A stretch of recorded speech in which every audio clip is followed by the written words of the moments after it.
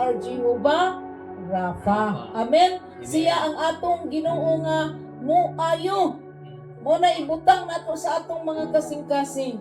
So whatever man nga mga gibati nato, physical man nga balatian, physical man nga problema, financial man nga problema, relasyon man nga problema, espirituhanon man nato nga problema ngadto sa Dios, hinumduman nato igsuon nga He is our healer. He is our restorer. Siya maoy mo ayo bisan unsa nga mga problema sa ato ang kinabuhi.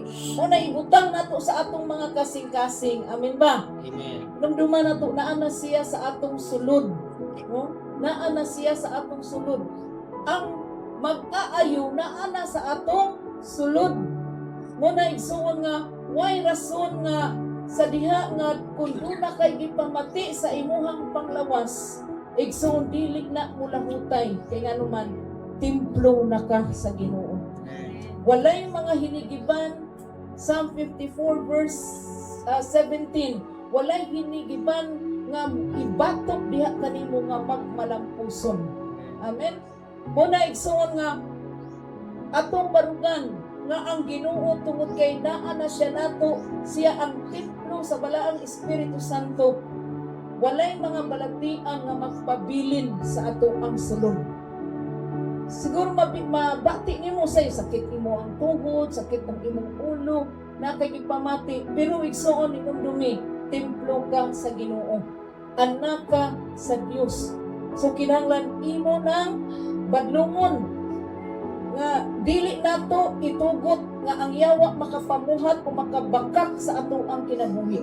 Kay mao na iya pagpamakak, wala na akay sakit, wala na akay gibati. So kinahanglan atoa na batukan, wa kay na sa akong kinabuhi, templo ko sa Dios, ako pang isugo, mukalagyo ka sa ngalan ni Jesus.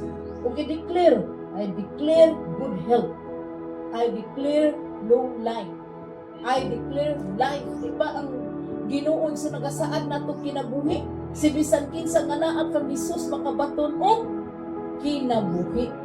So maunay ato ang barugan na pamatay saon. Amen. Hallelujah. I'm free.